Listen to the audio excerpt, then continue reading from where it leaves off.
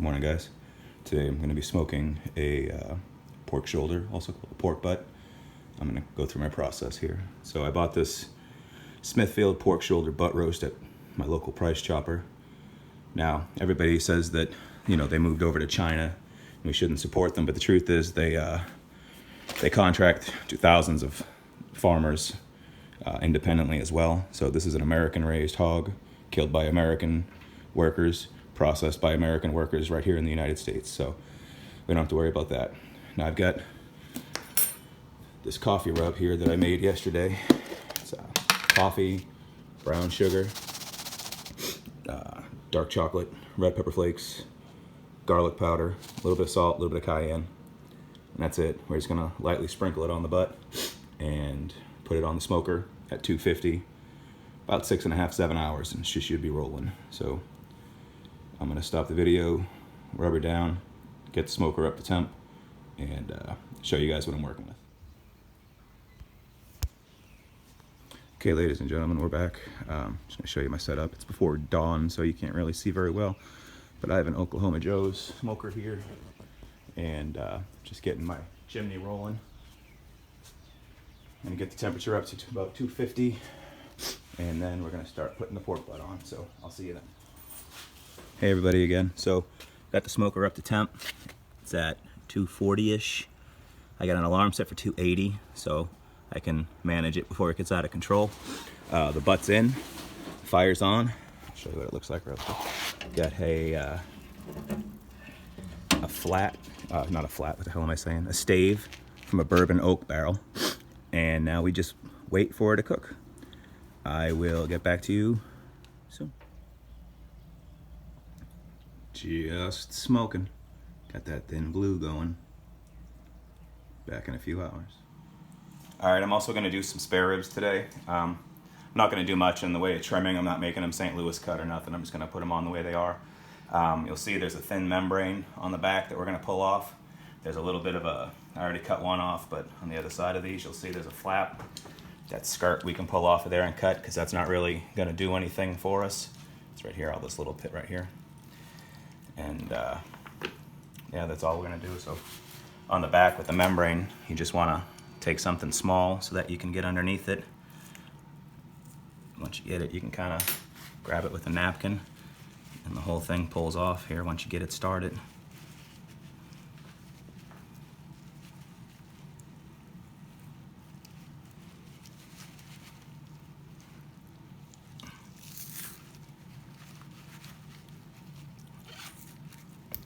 Sometimes it's harder than others.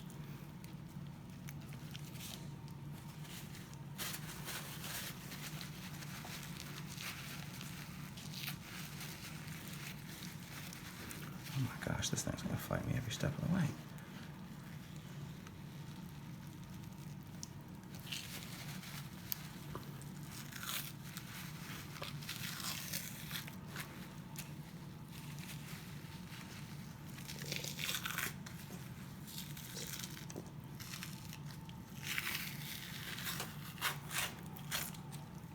That's the toughest membrane I've ever had. All right, and then we do that to the other side. Hopefully this one ain't as bad. It's all done.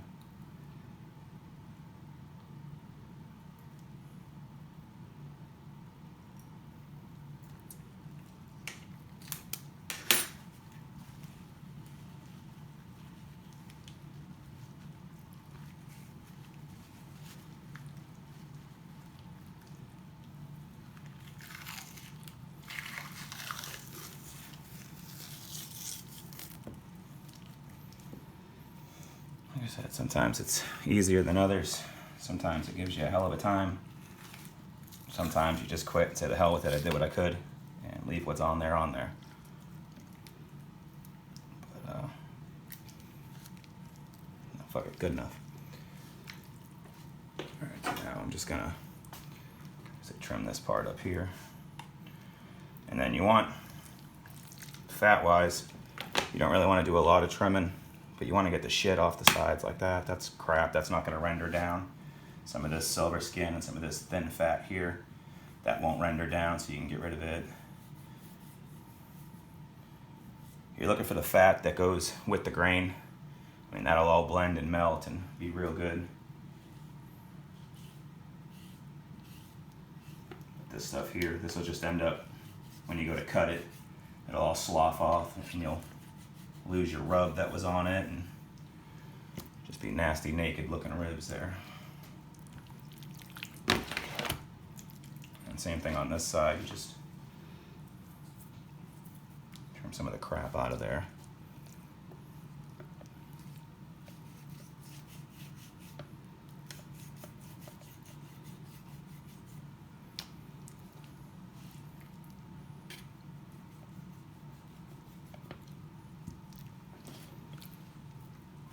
All right, let me wipe my hands down here.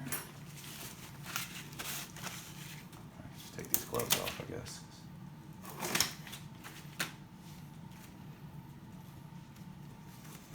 So as for rub, we're not going to do a whole lot. I have a generic barbecue rub that I bought at Walmart. Just going to put some kosher salt down on as a base, and the rub on them lightly. You want the flavor of the meat to come through. You don't want to choke it off with the rub. That's just my opinion. I don't barbecue sauce them. I serve them dry. Let people sauce them at the end if they want. I like to taste what the food tastes like.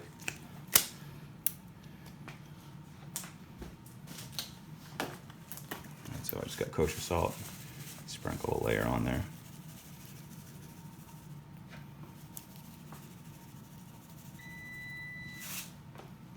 Coffee's done. I'm just gonna flip them over. The same thing on this side.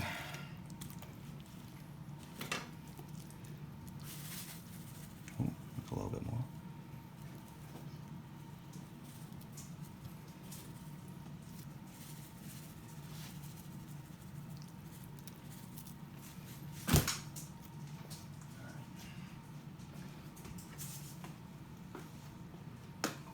Like I said, just a generic rub. Doesn't have to be anything spectacular. You just want to complement the flavors.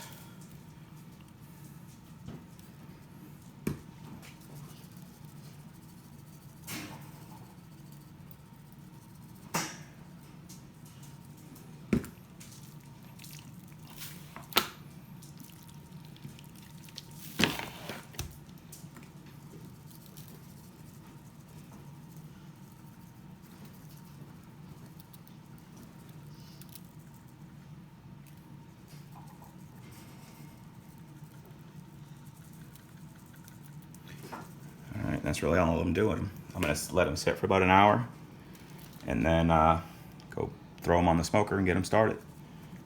Trying to keep 250, about 4.5 hours. You should be golden. Hey guys, just a little side video here. Just got my smoker back stabilized right at about 250. For some reason the bottom dropped out on it earlier, and it's real forgiving. But you got to sometimes open the side box to get some air through there. You really just, temperature control is everything. Monitoring what you're doing in there, figuring out what you think the best. Like, don't necessarily make big changes. Small changes mean the world. You can't rush. You gotta wait 10, 15 minutes sometimes for the effects to take effect. But that's all. I just wanted to give a little side piece there. I'll get back to you. The ribs are on. I'll come back when it's time to wrap the butt at 165. See you then. Hey everybody, we're back. Internal temperature just hit 165. So we're gonna wrap it. But first, this is the first look at it. I haven't looked at it since 6 o'clock this morning when we put it in.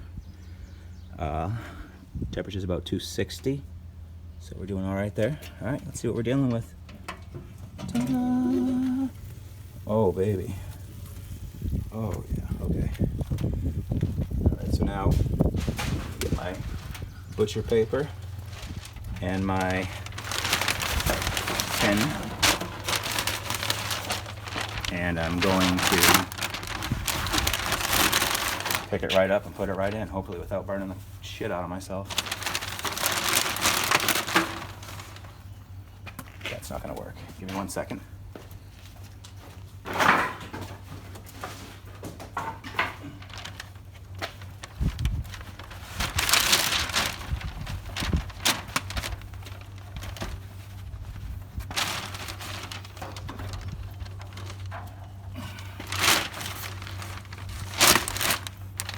Smells very much like coffee and red chili flakes right now.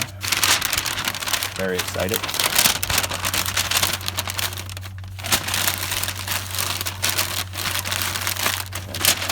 Double wrap for your protection.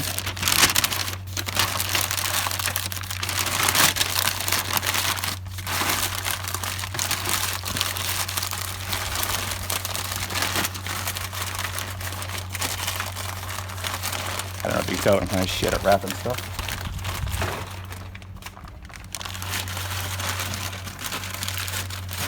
Alright, there's that. There are the ribs, they're coming right along. Alright, now we close it back up. Then we stoke the fire, get our temp back, and go back to cooking to 195 internal. I'll get back with you soon. Take care. Alright guys, I took it off. It's rested for about an hour and a half. I didn't get to record it. A whole bunch of shit happened at once. The ribs got done at the same time. So this is the reveal of the pulled pork.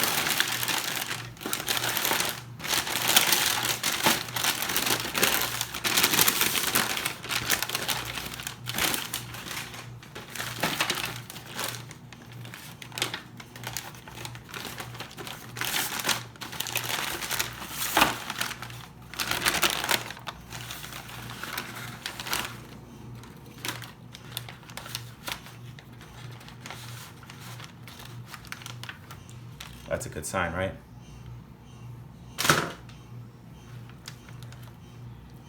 Looks good. Got a nice smoke ring in there. Tastes phenomenal. So all right, I'm just gonna use my little Wolverine claws here and shred this all up. Call it a day. Oh wait. I turned the camera on me and I was like, why am I recording myself? I was like,